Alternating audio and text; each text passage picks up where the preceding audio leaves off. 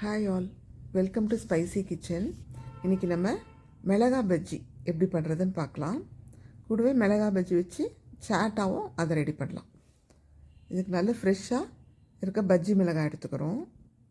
பஜ்ஜி மிளகாவை நம்ம இது மாதிரி நீட்டாக ஸ்லிட் பண்ணிக்கணும். உள்ளே ஏதாவது விதை இருந்தால் எடுத்துடலாம்.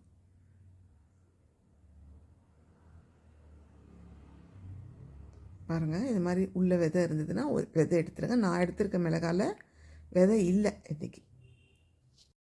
இப்போது இதுக்கு மாவு ரெடி பண்ணிக்கலாம். இதுக்கு ஒரு நீளமாக இருக்க டம்ளரில் 1 கப்பு கடலை மாவு எடுத்துக்கிறோம். கடலை மாவு நல்ல நைஸாக சாஃப்டாக இருக்க கடலை மாவாக பார்த்து எடுத்துக்கலாம். பாருங்கள், ரொம்ப சாஃப்டாக இருக்குது இந்த கடலை மாவு. 1 கப்பு கடலை மாவுக்கு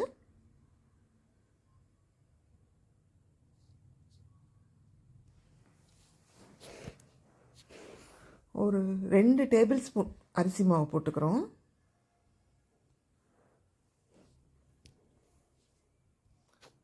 ஒரு 1.5 ஸ்பூன் மைதா போட்டுக்கலாம்.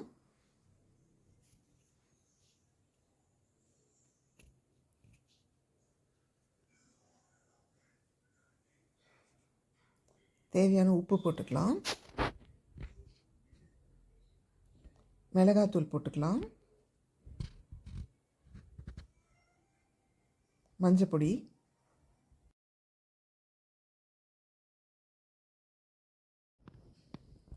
கொஞ்சம் ஓமம் போட்டுக்கலாம். ஓமத்தை கையில் கொஞ்சம் நசுக்கி போடலாம்.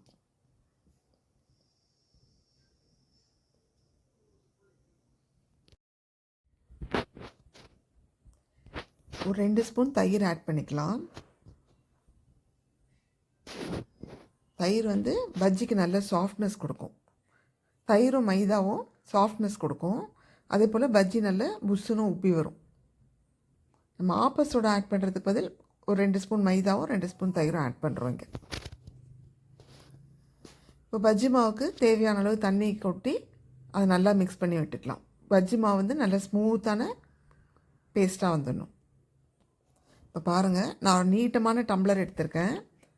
ஸோ அதில் நல்லா மிக்ஸ் பண்ண முடியும். ஏன்னா மிளகா பஜ்ஜி போடுறதுக்கு சௌகரியமாக இருக்கும். அகல பாத்திரத்தோடு இது மாதிரி நீட்டான டம்ளர்னால் மிளகா பஜ்ஜியை டிப் பண்ணிவிட்டு ஆயிலில் ஃப்ரை பண்ணும்போது ஈஸியாக இருக்கும். பாருங்கள், தோசை மாவு கன்சிஸ்டன்சியோட இன்னும் கொஞ்சம் திக்காக இருக்கணும் பஜ்ஜி மாவு. இப்போ பார்த்திங்கன்னா நம்ம பஜ்ஜி மாவு நல்ல ஸ்மூத் பேஸ்ட்டாக நல்லா ரெடியாக இருக்குது. இந்த அளவுக்கு இருந்தால் பஜ்ஜி நல்லா சாஃப்டாக நல்லா வரும். இந்த மாவு கொஞ்சம் நேரம் ஊறட்டோங்க. மீன்வைல் நம்ம சட்னி ரெடி பண்ணிடலாம். க்ரீன் சட்னிக்கு ஒரு பிடி கொத்தமல்லியோட கொஞ்சம் கூட புதினா. ஸோ ஒரு 1.5 பிடி புதினா எடுத்துக்கிறோம். ஃப்ரெஷ்ஷான புதினா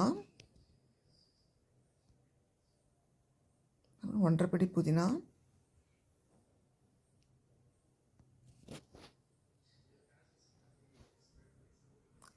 ரெண்டு பச்சை மிளகாய். காரம் தேவையில்லை, கம்மியாக தேவைன்னா ஒரு பச்சை மிளகாய் போட்டுக்கலாம். கொஞ்சம் இஞ்சி,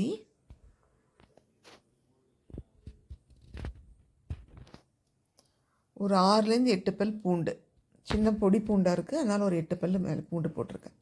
கொஞ்சம் வெல்லம்,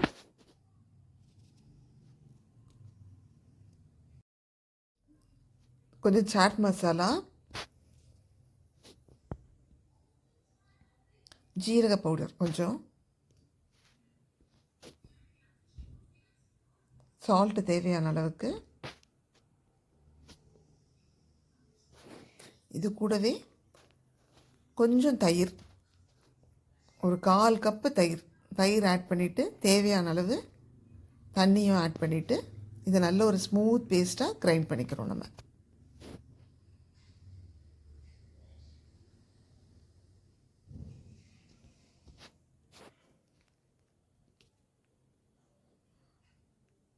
பாருங்கள், க்ரீன் சட்னி ரெடி ஆயாச்சு.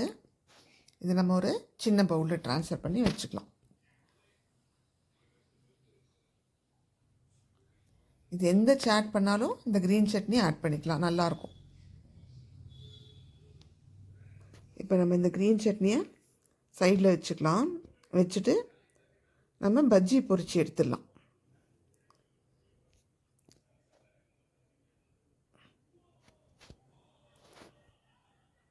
பஜ்ஜி பொரிக்கிறதுக்கு ஸ்லிட் பண்ணி வச்சுருக்க மிளகாவை அந்த டம்ளருக்குள்ளே இருக்க பஜ்ஜி மாவில் நல்லா துவச்சி எடுத்துக்கலாம். பாருங்கள், மிளகா ஃபுல்லாக மாவு கோட்டாயிடணும் கம்ப்ளீட்டாக.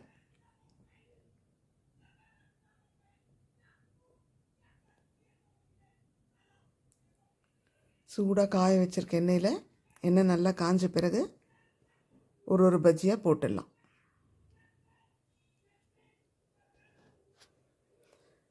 அடுப்பு ரொம்ப பெருசாகவும் இருக்க வேண்டாம், சிம்மாவும் இருக்க வேண்டாம், மீடியம் ஃப்ளேமில் வச்சுக்கலாம்.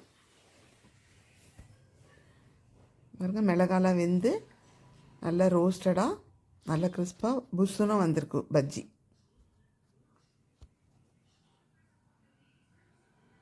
பாருங்க, எடுத்து வச்சிடலாம். நம்ம முழு மிளகாவும் போடலாம் மிளகா பஜ்ஜிக்கு, இல்லை சின்ன சின்ன பீஸாகவும் கட் பண்ணி போடலாம். நான் ஃபஸ்ட்டு பேட்ச் முழு மிளகாவை போட்டிருக்கேன். ரெண்டாவது பேட்ச் வந்து மிளகாவை சின்ன சின்ன பீஸாக கட் பண்ணிவிட்டு பொரிச்சு எடுக்கிறேன்.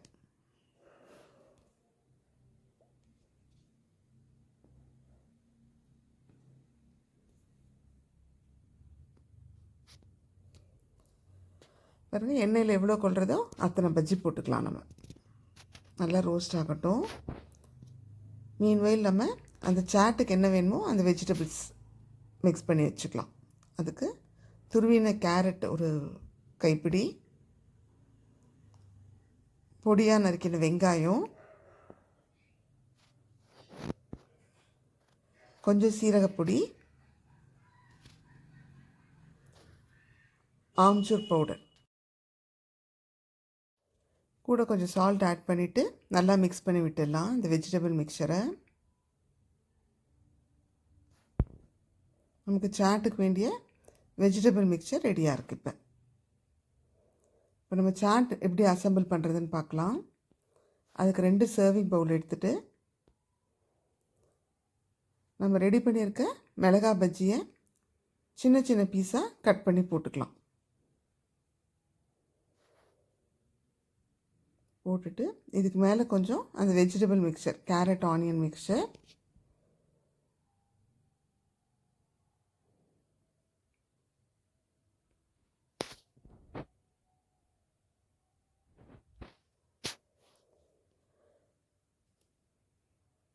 நல்லா பரவலாக தூவி விட்டுக்கலாம்.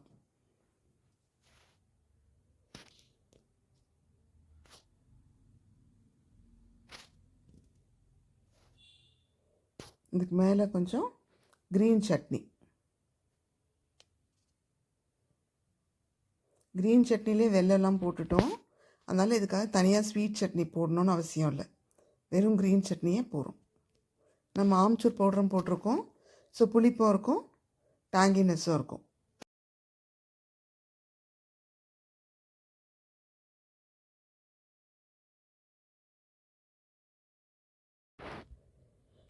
Thanks for watching.